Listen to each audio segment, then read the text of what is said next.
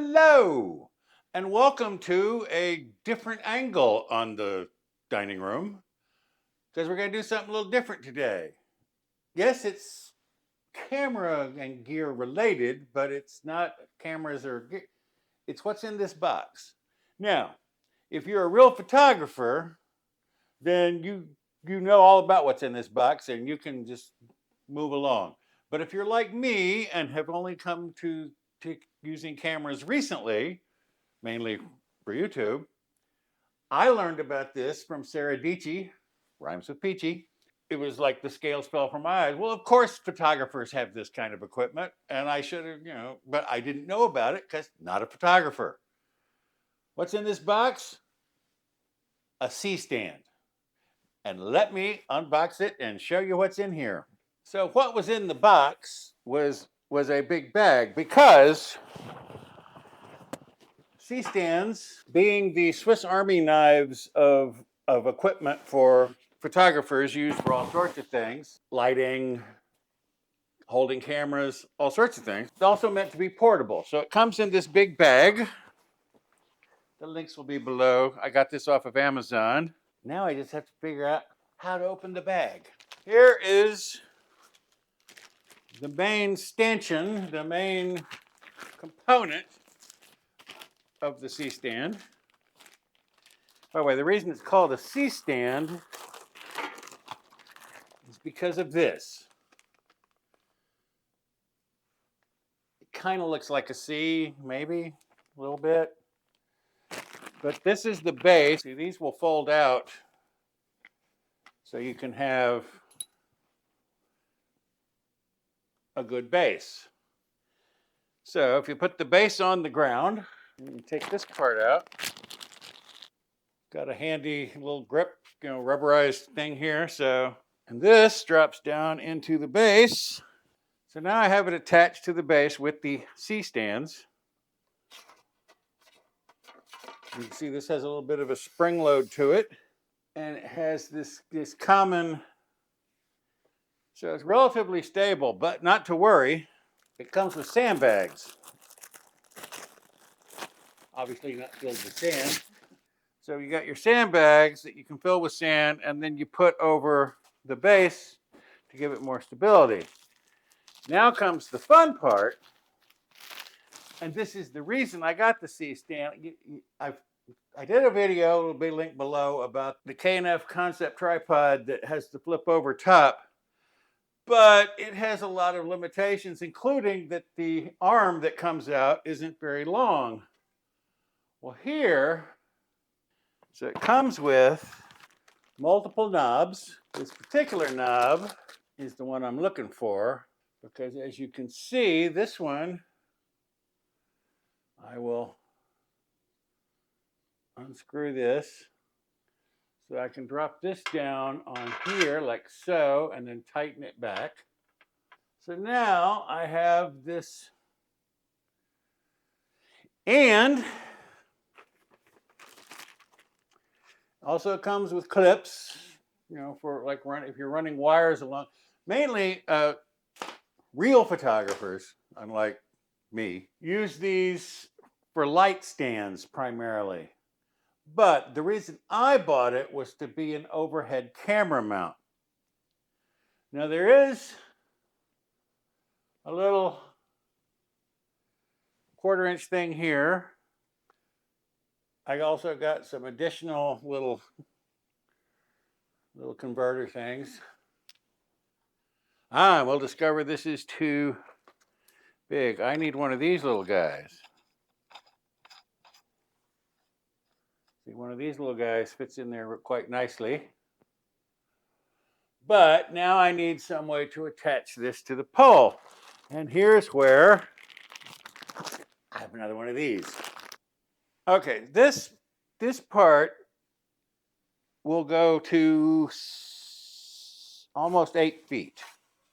You see this way up here? So this goes up to about 8 feet, 7.84 feet. So you get a lot of room this way. So you can put this on here.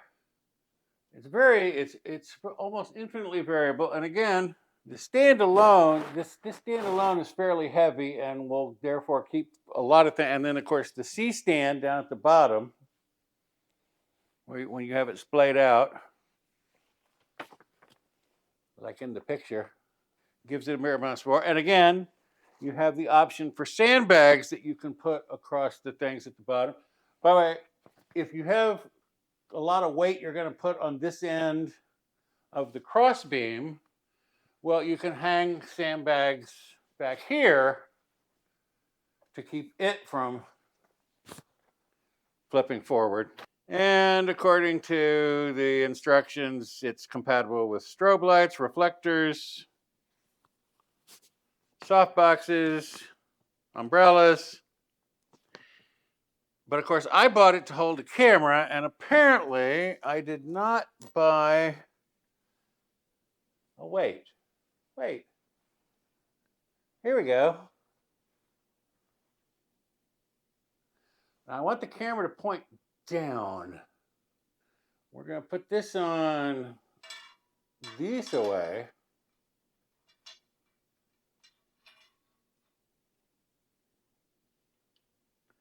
Because see, this will rotate. So I can put my camera, and voila. So now I have a camera, and again, this will rotate so I can get the angle exactly the way I want it, even with the thing.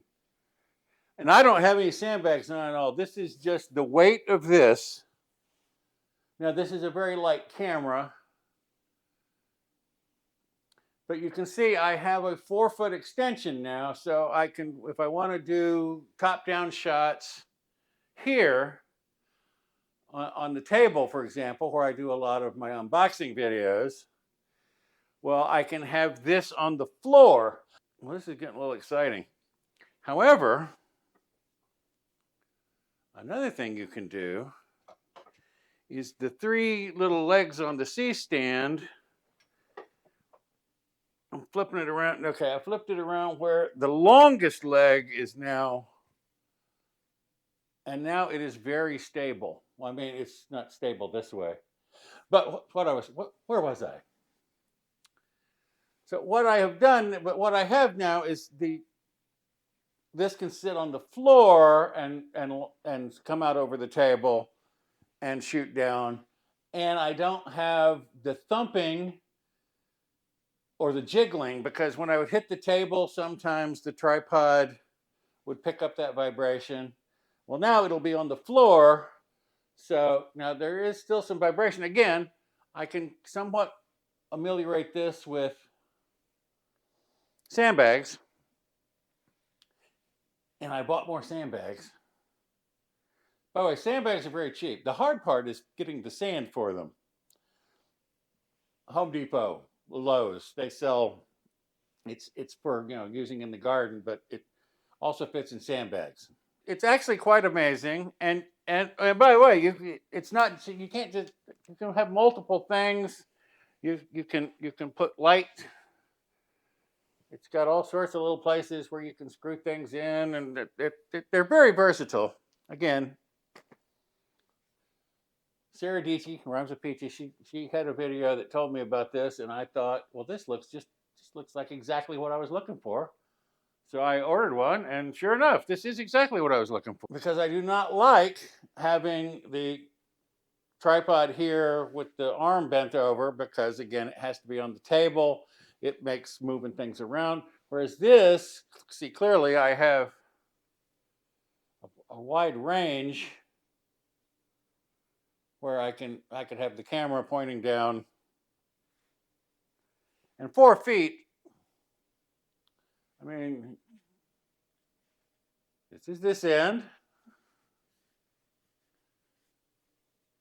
and this is this end. So 4 feet is a fairly good long length here. But again, it all folds back up, and we'll go back into this little bag so you can carry it with you. I don't travel with my camera. When I travel with my cameras, it's for vlogging, and so I just need the camera. I don't need all this complicated. But for around the house and for especially for doing top-down shots, or maybe if I need to get a light into an odd place, again, it is the Swiss Army knife of camera equipment. Every photographer has at least one of these. Most professional photographers will have, several, because again, they use it for their lighting equipment, soft boxes, umbrellas, reflectors, whatever. And again, you can also use it as for cameras for like top-down type stuff. Company is Rose, ROHS. Again, I just found it on Amazon, and it looked like the whole thing weighs about 20 pounds, 9.08 kilograms. It comes with this knob. Well, this knob's kind of built in. Then it comes with this knob, and then